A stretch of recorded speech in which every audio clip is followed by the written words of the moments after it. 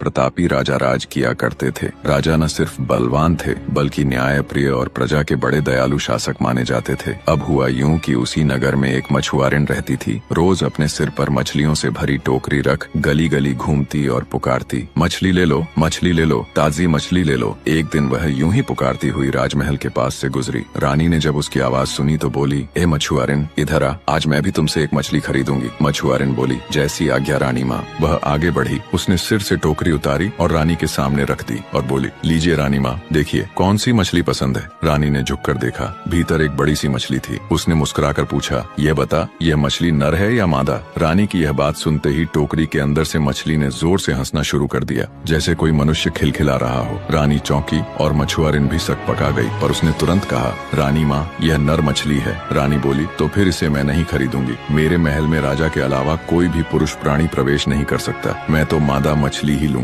बस इतना सुनना था कि टोकरी में पड़ी बाकी मछलियां भी हंसने लगीं। अब तो रानी का चेहरा गुस्से से लाल हो गया। वह बड़बड़ाती हुई महल के अंदर चली गई और मछुआरिन भी कुछ समझ न पाई। उसने टोकरी उठाई और बड़बड़ाती हुई अपने रास्ते चली गई। उसे भी भीतर भीतर डर लग रहा था, आखिर मछलियां हंस कैसे सकती हैं भला। शाम ढली तो राजा महल लौटे। देखा, रानी के चेहरे पर मुस्कान तो दूर, शिकन तक पड़ी थी। राजा ने पूछा, क्या बात है रानी, आज बड़ी गंभीर लग रही हो, तबीयत ठीक नहीं। रानी ने ठंडी सांस भरी और बोली, महाराज, आज एक अजीब बात हुई। मैं एक मछुआरिन से मछली खरीदना चाहती थी। मैंने पूछा, यह नर है या मादा, तो वह मछली जोर जोर से हंस पड़ी और बाकी सारी मछलियां भी हंसने लगीं। मुझे यह जानना ही होगा कि वे मछलियां क्यों हंसी। अगर इसका कारण न पता चला तो मैं विषपान कर लूंगी। राजा ने कहा, अरे रानी, मछलियां हंसती हैं क्या? कहीं तुमने सपना तो नहीं देखा? रानी बोली, नहीं महाराज, न सपना देखा न भ्रम हुआ। मैंने अपनी आंखों से देखा है, अपने कानों से सुना है। मछलियां सचमुच हंसी थीं। राजा चकित रह गए। बोले, तो यह तो अत्यंत विचित्र बात है, इसका रहस्य तो सुलझाना ही पड़ेगा। दूसरे दिन राजा ने दरबार लगाया और ऐलान कर दिया, जो कोई यह बताएगा कि वह मछलियां क्यों हंसी, उसे उचित इनाम दिया जाएगा। पूरा दरबार कोई कुछ नहीं बोल सका। तब राजा ने अपने प्रमुख मंत्री की ओर देखा और कहा, मंत्री, अब यह काम तुम्हारे ही हाथ में है। मुझे हर हाल में जानना है, मछलियां क्यों हंसी थीं। मंत्री ने हाथ जोड़कर कहा, महाराज, यह रहस्य बहुत गूढ़ प्रतीत होता है, मुझे 6 महीने का समय दीजिए। राजा बोले, ठीक है, पर ध्यान रहे, 6 महीने बाद यदि उत्तर न मिला तो तुम्हें मृत्यु दंड दिया जाएगा। बस यह सुनते ही मंत्री के पैरों तले जमीन खिसक गई। वह बोला, जो आज्ञा महाराज। घर लौटते समय मंत्री का चेहरा पीला पड़ा था।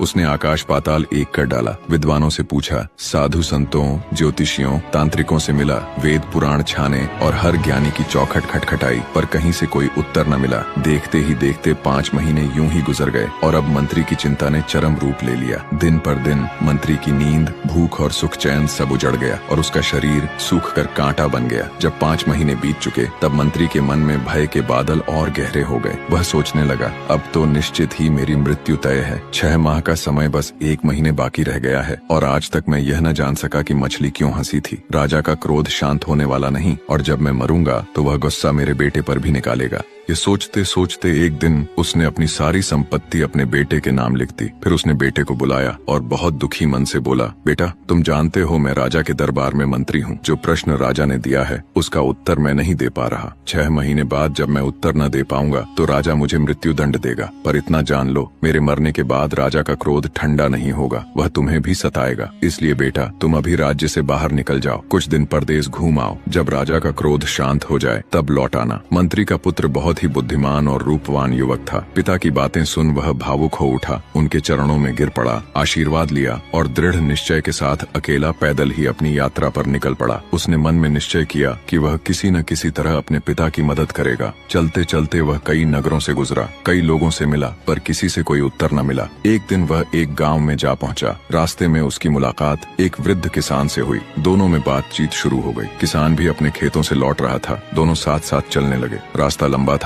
तो बातचीत शुरू हो गई। किसान बोला, बेटा, अच्छा हुआ जो तुम मिल गए, सफर लंबा है, बातों बातों में राह कट जाएगी। मंत्री के पुत्र ने मुस्कुराते हुए कहा, हाँ बाबा, साथ चलना अच्छा रहेगा। यूं ही बातचीत करते हुए कुछ दूर चलते चलते मंत्री का पुत्र बोला, बाबा, अगर हम एक दूसरे को धो डालें तो रास्ता आसान हो जाएगा। किसान ठिठक गया, मन ही मन बोला, अरे यह कैसा पागल है, आदमी को धोने की बात कर रहा है, बड़ा अजीब आदमी मिला है। पर कुछ बोला नहीं, बस मुस्कुरा दिया। दोनों आगे बढ़ते रहे। आगे गेहूं के खेत मिल गए। खेतों में गेहूं की फसलें लहलहा रही थीं। गेहूं पककर सोने सी चमक रहे थे। मंत्री के पुत्र ने खेत की ओर इशारा करके पूछा, बाबा ये बताओ, ये खेत खाया गया है या खाया जाएगा? अब किसान के माथे पर बल पड़ गए। सोचा, अरे ये लड़का तो बिल्कुल मूर्ख है, खेत कभी खाए जाते हैं क्या? पर उसने कुछ जवाब न दिया और बस इतना बोला, बेटा इसका मुझे ठीक ठीक ज्ञान नहीं। चलते चलते दोनों एक दूसरे गाँव जा पहुँचे। वहाँ मंत्री के पुत्र ने कहा, बाबा 2 घोड़े लाओ, पर ध्यान रहे गलती से भी गड़बड़ मत करना। अब तो किसान की सहन शक्ति जवाब देने लगी। मन ही मन सोचने लगा, कभी हंसाता है, कभी उलटी बातें करता है, ये लड़का या तो पागल है या कोई अनजान ढोंगी।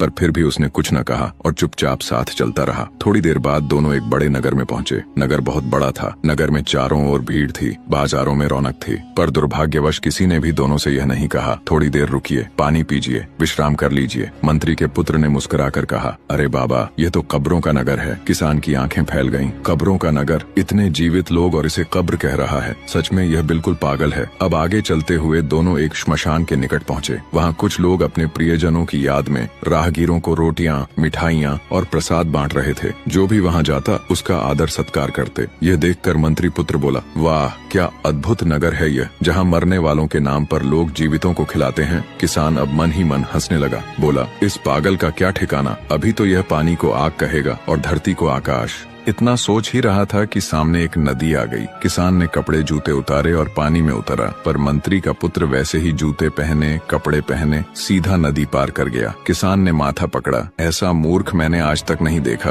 भला जूते कपड़े पहने नदी पार करते हैं क्या? पर मंत्री पुत्र शांत भाव से आगे बढ़ता गया। रास्ते के अंत में किसान बोला, बेटा अब मेरा घर आ गया, चलो आज की रात मेरे घर ठहर जाओ, कल अपनी राह पकड़ लेना। मंत्री पुत्र ने कहा, आपकी दयालुता देखकर मुझे प्रसन्नता हुई, पर एक बात बताइए, क्या आपके घर के दरवाजे और कुंडी मजबूत हैं? किसान हक्का बक्का रह गया। मन ही मन बोला, अब यह कैसी बेतुकी बात है, घर बुलाया है और यह दरवाजे की कुंडी पूछ रहा है। थोड़ी देर तक कुछ सोचता रहा, फिर मुस्कुराकर बोला, चलो बेटा आओ मेरे साथ। दोनों धीरे धीरे घर की ओर चल दिए। रास्ते भर किसान उस युवक की अजीब बातों पर सिर हिलाता रहा। घर पहुंचकर किसान ने मंत्री पुत्र को भीतर के कक्ष में ठहराया, उसे पानी दिया, बैठने को आसन दिया और बोला, थोड़ा विश्राम कर लो, मैं अभी आता हूँ। इतना कहकर वह अपनी पत्नी और बेटी के पास गया और सारी बातें उन्हें बताने लगा। किसान बोला, अरे सुनो, आज रास्ते में एक अजीब आदमी मिला है। रूप रंग से तो कुलीन लगता है, पर बातें इसकी बड़ी मूर्खतापूर्ण है। मैंने कहा मेरे घर चलो तो बोला, क्या तुम्हारे दरवाजे और कुंडी मजबूत हैं? ये सुनकर किसान की बेटी, जो बहुत बुद्धिमान और तेज थी, बोली, पिताजी वह मूर्ख नहीं, बहुत चतुर युवक है, वह संकेतों में बात करता है। दरवाजा और कुंडी मजबूत होने का मतलब यह था,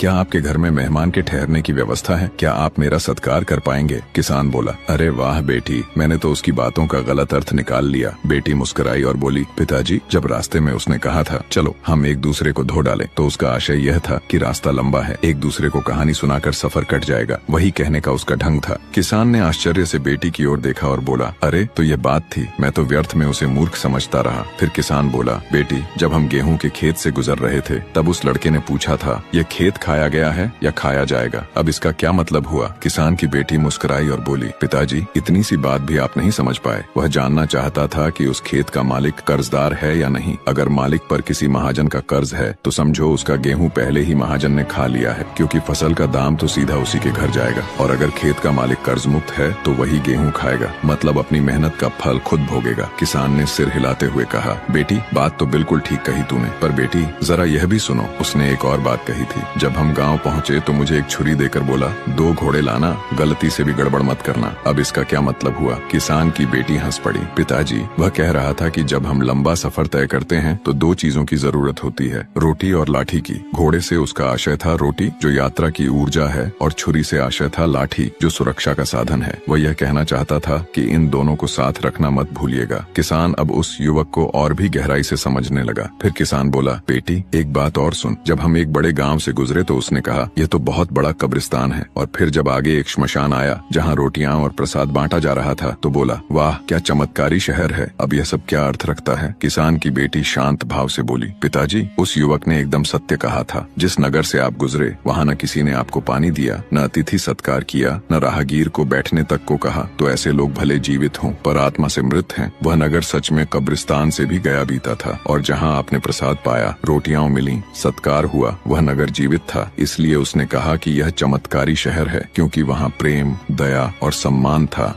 किसान अब पूरी तरह आश्वस्त हुआ और बोला, बेटी तूने तो मेरी आंखें खोल दी, वह तो बहुत विद्वान निकला। उधर मंत्री का पुत्र यह सारी बातें सुन रहा था। उसने मन ही मन कहा, यह किसान की बेटी तो अद्भुत ज्ञानी है, शायद यही मेरे प्रश्न का उत्तर दे सके। तुरंत वह किसान और उसकी बेटी के पास गया और बोला, सुनो, मैं कोई साधारण राहगीर नहीं, मैं राज्य के मंत्री का पुत्र हूँ। हमारे महाराज की रानी ने एक दिन मछुआरिन से मछली खरीदनी चाहिए, और जब उसने मछुआरिन से पूछा कि यह मछली नर है या मादा, तो टोकरी में रखी सारी मछलियाँ जोर जोर से हंस पड़ी। रानी ने यह बात राजा को बताई। राजा ने मेरे पिता से पूछा, और अब मेरे पिता को 6 महीने का समय मिला है उत्तर देने का, नहीं तो उन्हें मृत्यु दंड दिया जाएगा। 5 महीने बीत चुके हैं और रहस्य अभी तक नहीं खुला। किसान की बेटी मुस्कुराई और बोली, इस प्रश्न का उत्तर बहुत सरल है। जब किसी मछली को काट दिया जाता है, धोकर आग में पकाया जाता है, तो वह न नर रहती है न मादा। उसमें अब कोई लिंग का भेद नहीं रहता, वह केवल मांस बन जाती है। रानी की यही मूर्खता थी कि वह नर मादा का प्रश्न पूछ रही थी। इसी अज्ञानता पर वे मछलियां हंसी थीं।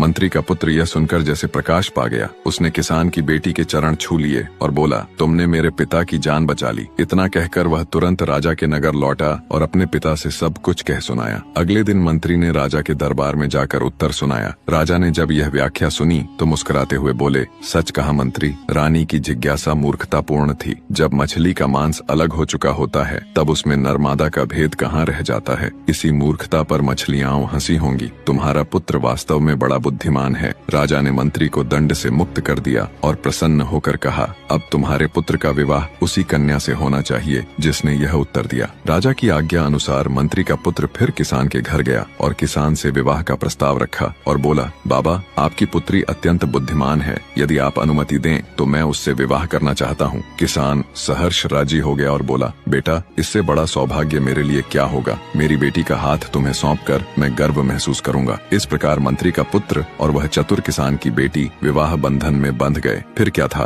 बुद्धि और विद्या का मिलन हुआ। मंत्री का पुत्र और किसान की पुत्री सुख शांति से अपना जीवन व्यतीत करने लगे। निष्कर्ष, मछुआरिन और रानी के बीच हुआ छोटा सा सवाल आखिरकार पूरे राज्य के लिए एक बड़ी सीख बन गया। रानी की जिद ने राजा को बेचैन किया, राजा की जिज्ञासा ने मंत्री को व्याकुल किया और मंत्री की असमर्थता ने उसके पुत्र को उस किसान की बेटी तक पहुंचा दिया, जिसकी बुद्धि ने सबको मौन कर दिया। जिस उत्तर की खोज में पूरा दरबार सिर खपा रहा था, वह सच्चाई एक साधारण घर की देहरी पर मिल गई। रानी को एहसास हुआ कि हर सवाल सोच समझकर ही पूछना चाहिए, क्योंकि बिना विचार किया गया प्रश्न कभी कभी अपने ही मान और प्रतिष्ठा को धूमिल कर देता है। राजा ने सीखा कि ज्ञान पद या वैभव से नहीं, बल्कि विनम्रता और सुनने की समझ से मिलता है। सीख, बुद्धिमत्ता न पद की मोहताज होती है न धन की। असली ज्ञान उस मन में जन्म लेता है जो दूसरों की बात सुनकर आत्मचिंतन करके समस्याओं का हल खोजता है, और जो छोटे को छोटा समझ ले वह दरअसल अपनी ही समझ को छोटा कर लेता है। सच्चा ज्ञानी वही है जिसमें सीखने की विनम्रता और समझने की दृष्टि दोनों हो। क्या आप मानते हैं कि बोलने से पहले सोचना जरूरी है? कमेंट में अपना विचार जरूर लिखिए। अगर इस कहानी ने आपके मन में एक सोच जगाई हो तो इसे लाइक और शेयर जरूर करें, क्योंकि अगली कहानी में भी छिपा होगा एक नया सबक, एक नई सीख।